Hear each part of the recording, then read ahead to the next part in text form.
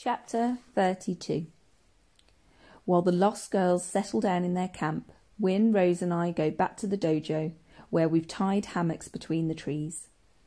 The dragons have decided to sleep up there too, and are curled together between the muddy rocks of the pretend magic road.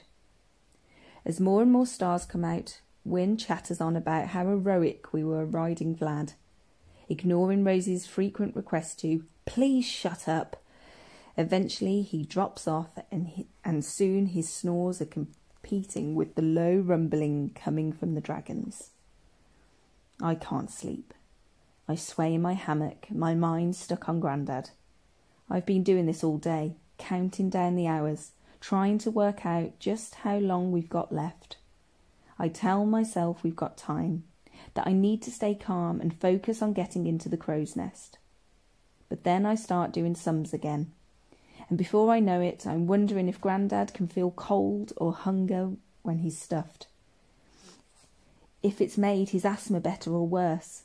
If he's frightened.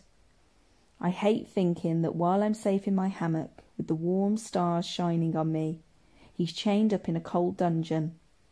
I hate thinking about this, but I can't stop myself. And soon I'm willing the night away so that we can get on with our training and set off for the crow's nest. Rose's voice drifts out of the darkness. "Are you awake, Arthur?" I look over and see that she's sitting up, gazing towards the end.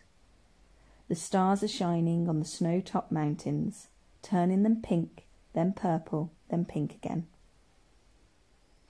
"We never did get over there," I say. She shakes her head. "It was always too far away. That's why we called it the end. Because for us, it's where Raw ends." In the middle of the dojo, a dragon growls and flames roll towards us. Sparks drift past us like fireflies. "Still think this isn't real?" I say. Rose stares straight ahead. "I can't. It's too frightening. People disappearing, the ground opening up, Croaky making an army and burning things down. We used to be in control of this place. But I don't know who's in control now." In the darkness, I see her hug her knees. "I can't wait until we go home, and we can go back to forgetting this place ever existed." The ground starts to shake, slowly at first, then harder, as if the roots of all the trees in the tangled forest are twisting and turning. My hands tighten around the ropes of the hammock as leaves falls on us and the dragons stir in their sleep. Suddenly, I realise that exactly the same thing happened yesterday. "Rose, I think you just made that happen." She turns to face me. "What do you mean?" "The same thing happened when we landed on Mitch's island. You said Raw wasn't real, and straight away there was an earth wobble, or whatever it was Wyn called it." "So?" "Well, just then you said you didn't believe in Raw, and boom, an earthquake hits." "But Raw isn't real, is it? Not like home. There aren't photos of it. It's not on any map. Right now we haven't got a clue where we are." There's a grumble of thunder, then a flash of lightning bursts from the sky and lands meters away from us. The dragon's eyes slide open and the hairs on my arms stand on end. Rose lets out a long, deep breath. "Okay, that was strange. Shall I say something to test it out?" "No, don't even think about it. If Raw comes from our imaginations, then maybe when we stop believing in it, it starts to fall apart and sinkholes open up and people disappear." Rose stares at me. "Are you saying that the things that have gone, Mitch, the mermaids, the unicorns, they went because I stopped believing in them?" "I stopped believing in them too. Until I saw Wyn in the attic and found the map, I'd almost forgotten about Raw." "But not totally." "No," I admit. "There's something else.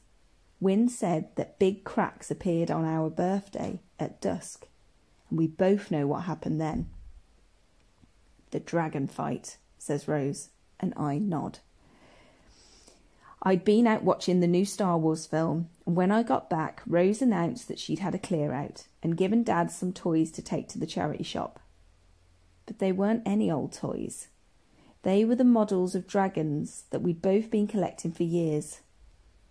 I flipped out, I say, remembering how I screamed in Rosie's face, then charged into her room looking for things of hers that I could give away. Me too. Rose had run after me, thrown me to the ground and sat on me. You said you were never going to play with me again, I say. You said you hated me. And Raw nearly split in two. For a moment we stare across Raw. One of the dragons rolls over. The dojo trembles. But it didn't, I say.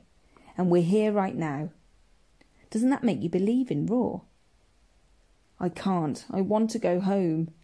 She almost shouts the words. I've changed. I'm not like you anymore, Arthur. I can't believe in any of this made-up stuff. This time the ground shakes so hard that rocks crash down into the forest and birds rise up from the trees. The dragons wake up too. They huff and puff and send flames up into the sky to join the flashes of lightning that are exploding across Raw. Rose isn't saying she doesn't believe in Raw to be mean. She's just telling the truth. Rose does everything she can to fit in. Being able to crawl through a camp bed into a magical world isn't fitting in. It's the weirdest thing you could possibly do. I'm sorry, Arthur. I'm not sure if she's saying sorry for giving away the dragons or for pulling apart our incredible world. It's okay. I curl up in my hammock. We'll be home soon, I promise.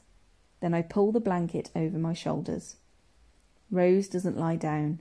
She stays where she is, staring across Raw to the end, and light from the stars shining on her face.